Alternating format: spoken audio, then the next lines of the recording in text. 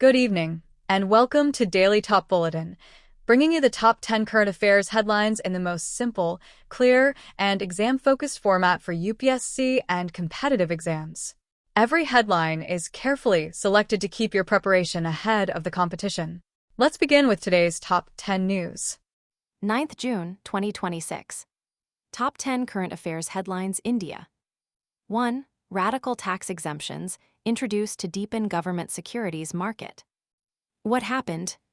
The Ministry of Finance introduced sweeping reforms designed to dramatically boost foreign portfolio investor (FPI) participation in government securities (GSECs) by structuring an aggressive tax incentive regime. Key facts to remember. Tax holiday. Under the new structure, FPIs will pay (0) tax on interest income earned from GSECs, as well as on short-term capital gains (SDCG) and long-term capital gains (LTCG). Previous regime.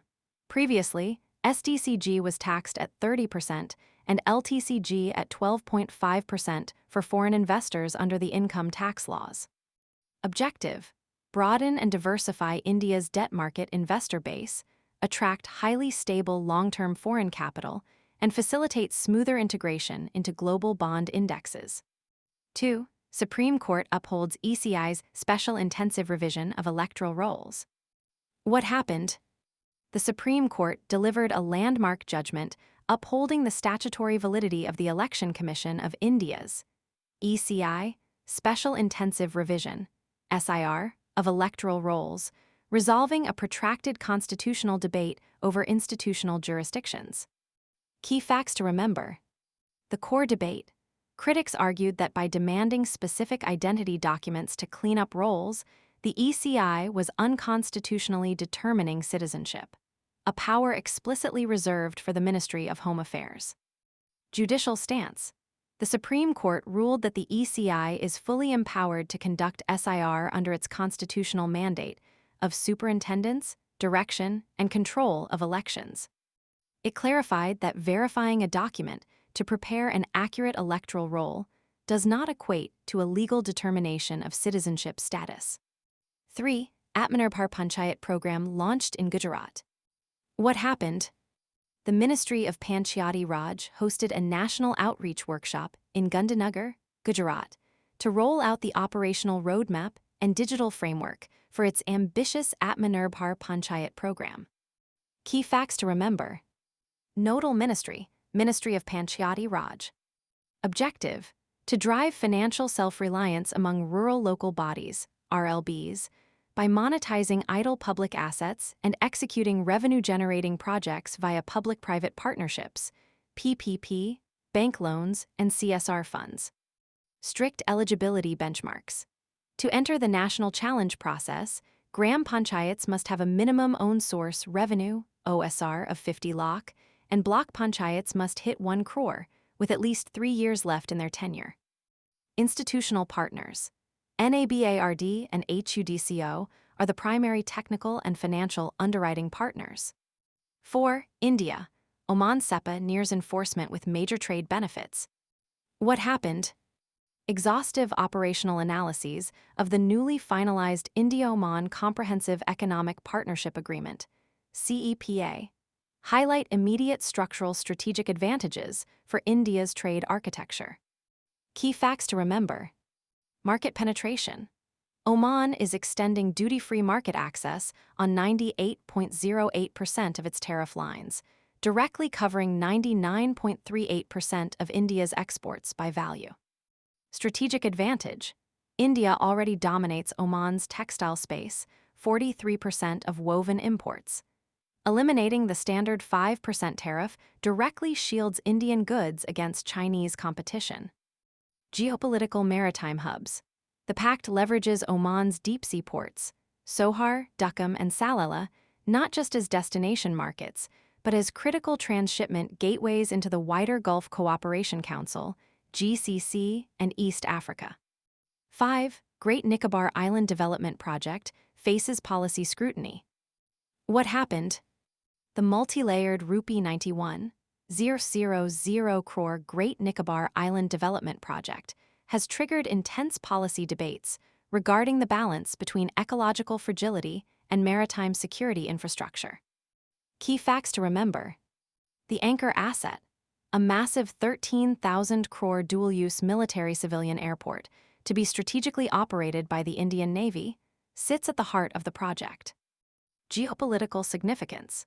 The installation is vital for enhancing India's maritime domain awareness, MDA, monitoring the Malacca Strait bottleneck, and securing key sea lanes of communication, SLOCs, in the Indo-Pacific. Prelims location hotspot.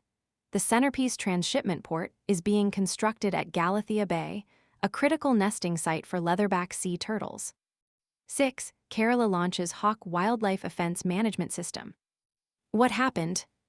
In a first-of-its-kind digital governance push, the Kerala Forest Department officially launched the Hostile Activity Watch Kernel Hawk system to curb illegal wildlife trade. Key facts to remember. Definition. Hawk is India's first fully digitized, central, and judiciary-integrated wildlife offense management network. Mechanism. It maps and links real-time wildlife crime data directly into the judicial ecosystem. The system tracks repeat poachers, streamlines electronic charge sheet processing, and builds predictive analytics for the illegal wildlife trade, IWT. 7. 6 technology firms selected for government-backed AI projects. What happened?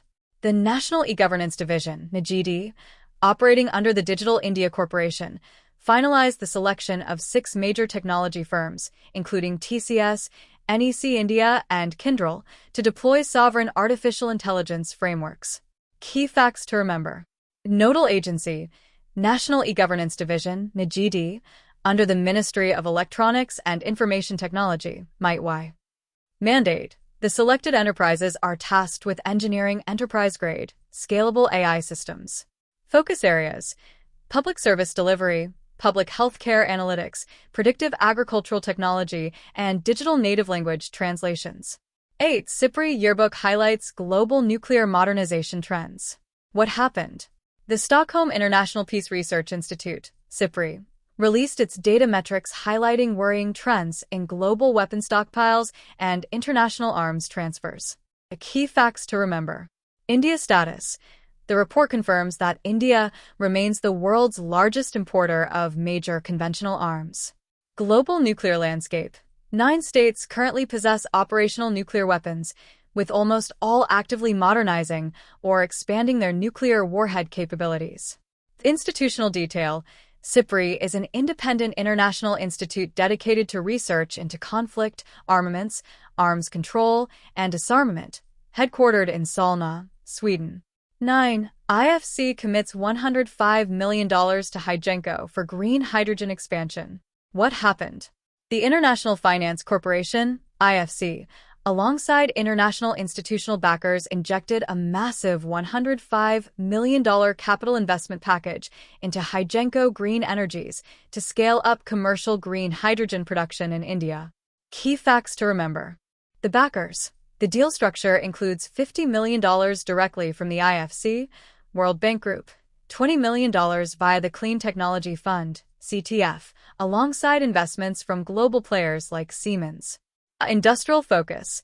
The capital will accelerate commercial-scale production of green hydrogen and green ammonia. National target. The investment supports India's national green hydrogen mission, targeting 5 million metric tons of production capacity by 2030. 10. Yamuna revitalization and Sea of Azov remain in focus. What happened? High-level review meetings were convened regarding the conservation roadmap for the Yamuna River, alongside escalating geopolitical flashpoints affecting international shipping corridors in the Sea of Azov. Key facts to remember. Yamuna hydrology. It ranks as the longest tributary in India and the second-largest tributary of the Ganga River system, originating from the Yamunotri Glacier in the lower Himalayas. Sea of Azov geography. A highly strategic, semi-enclosed body of water forming the northern extension of the Black Sea. It is bordered by Ukraine and Russia and connects directly to the Black Sea via the narrow and heavily contested Kerch Strait. Thank you for tuning in to Daily Top Bulletin. Stay updated, stay prepared, and stay ahead in your UPSC and competitive exam journey. We'll be back tomorrow with another set of the day's most important current affairs headlines. Until then, keep learning and keep growing. Good night, and see you in the next bulletin.